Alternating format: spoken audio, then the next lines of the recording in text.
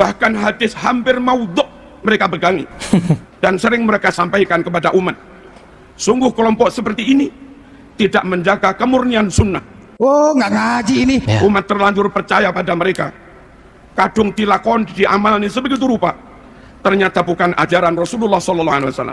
Ya Allah. Oh, Ustadz ketika maulid berdalil, man azzama maulidi kuntu lahu syafi'an yaumal qiyamah. Hadis itu hampir nggak disebut dalam berbagai kitab sunnah. Kalaupun ada riwayatnya sangat lemah.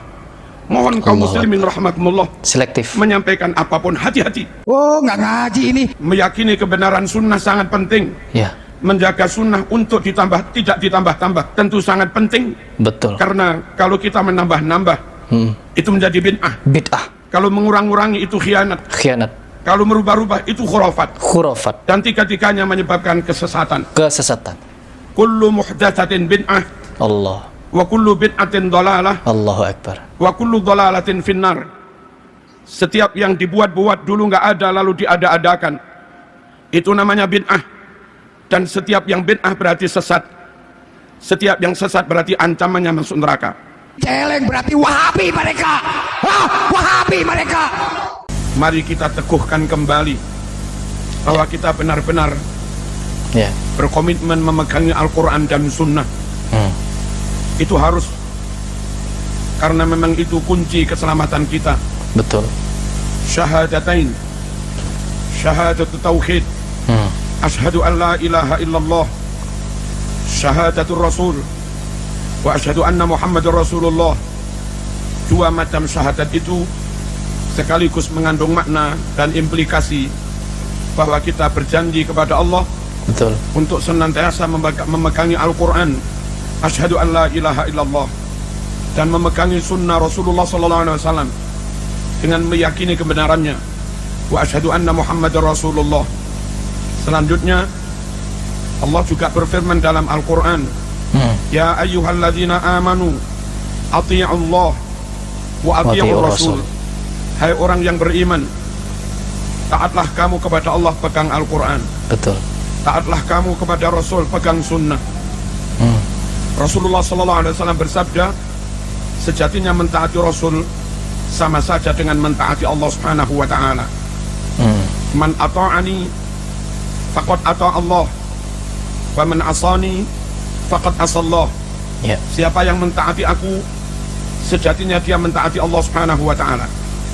Siapa yang menentang maksiat padaku, sejatinya dia juga maksiat pada Allah Subhanahu wa Ta'ala.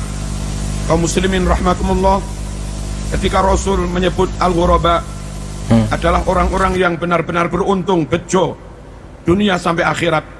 Tuba lil ghuraba, beruntung sekali para ghuraba.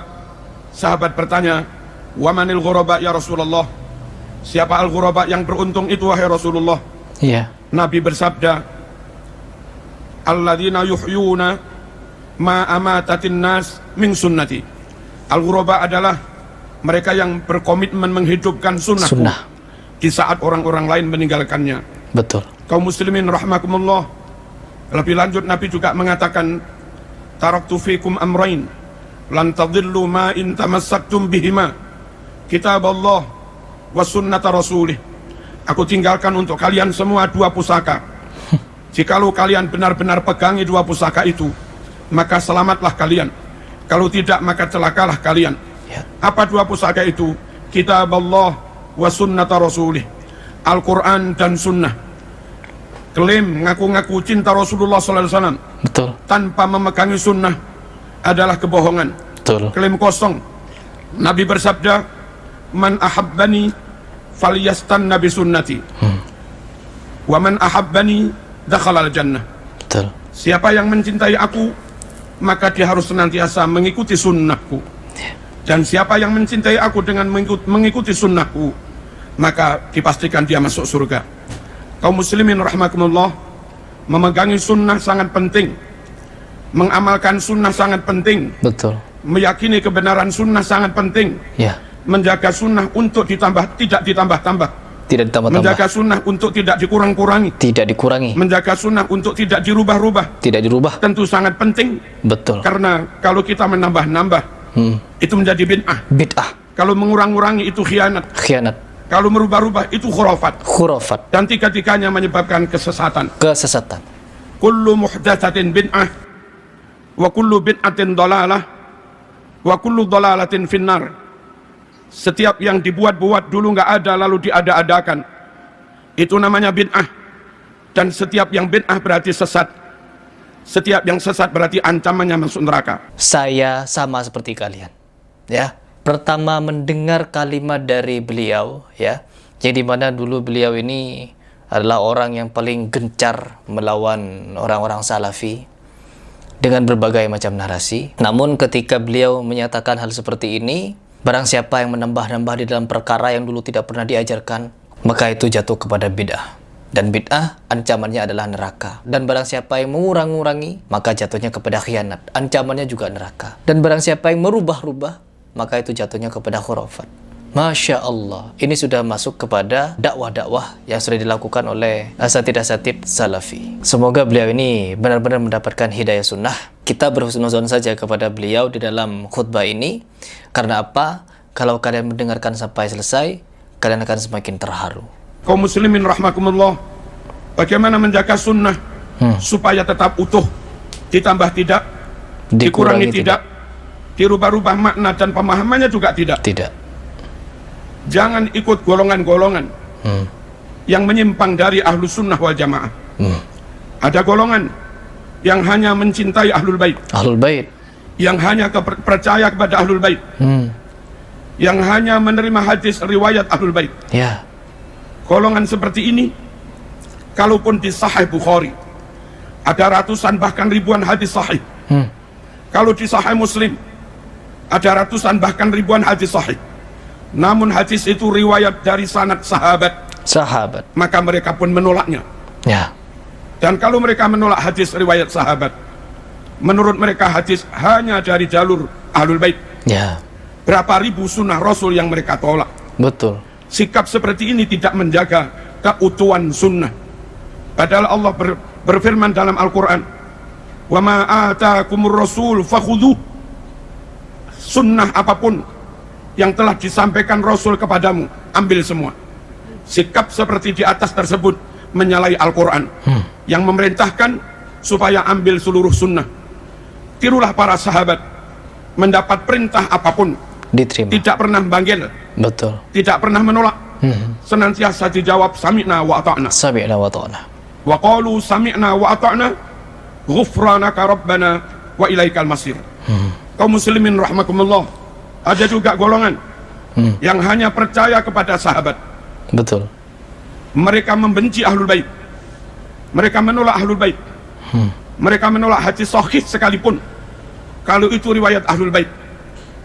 Lagi-lagi golongan seperti ini juga tidak menjaga keutuhan sunnah dengan menolak riwayat-riwayat ahlul bait. Berapa persen sunnah Rasulullah SAW yang hilang? Ada juga golongan yang punya prinsip, kalau nggak masuk akal nggak kami terima. Akhirnya hadis Bukhari, Muslim yang bercerita tentang Mi'raj Rasulullah SAW, mereka tolak dengan alasan nggak masuk akal. Hadis bahwasanya dari sela-sela jari Rasulullah SAW menyumber air, itu ada di Bukhari Muslim, mereka juga menolaknya, alasan nggak masuk akal. Bahwa menjelang kiamat matahari terbit dari barat, terbenam di timur, ada di Sahih Bukhari Muslim, mereka juga menolaknya dengan alasan tidak masuk akal. Iya. Hindari kelompok-kelompok seperti ini.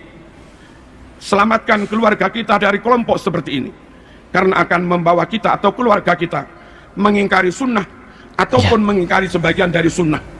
Padahal amanat dari Al-Quran, fakhudhuh, ambil semua yang disampaikan Rasulullah SAW. Kaum muslimin rahimakumullah, ada juga golongan yang tidak selektif. Hadis-hadis sangat lemah pun dipegangi. Betul. Hadis munqati' dipegangi. Ya. Hadis muttarib dipegangi. Bahkan hadis hampir maudhu' mereka pegangi. Dan sering mereka sampaikan kepada umat. Sungguh kelompok seperti ini tidak menjaga kemurnian sunnah. Betul. Dan kasihan umat. Ya. Umat terlanjur percaya pada mereka. Kadung dilakon, diamalni sebegitu rupa. Ternyata bukan ajaran Rasulullah SAW. Ya Allah. Ternyata bukan perintah Rasulullah SAW. Ya Allah. sementara yang dijanjikan ada pahala. Sunnah menurut syarak adalah amalan yang didasarkan pada perintah dan tuntunan Rasulullah SAW. Sahih Muslim menyebutkan, man amila amalan laisa alaihi amruna fahuwa raddun. Setuju. Siapa yang melakukan amalan tidak didasarkan perintah kami, nggak ada tuntunan yang sahih, maka amal itu ditolak. Tertolak. Jamaah, hindari pula kelompok-kelompok yang tidak teliti, tidak selektif, tidak melakukan jarh wa ta'dil, tidak melakukan verifikasi secara ketat terhadap berbagai riwayat, akhirnya terjebak kepada hal-hal yang khurafat, yang didasarkan pada riwayat yang maudhu atau riwayat yang sangat lemah. Ada beberapa contoh. Jumat terakhir di bulan Ramadan ba'da Isya, orang pada sholat 12 rakaat dengan dinamakan sholat raghaib. Katanya bisa menggantikan barangkali ada sholat fardu yang ditinggalkan. Itu hadisnya maudhu, teman-teman. Ada juga orang yang sholat di malam nisfu Sa'ban, hadisnya amat sangat lemah. Sholat sunat.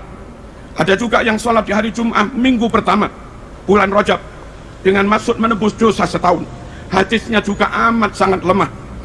Masih banyak ustadz-ustadz ketika maulid berdalil, man azzama maulidi kuntu lahu syafi'an yaumal qiyamah.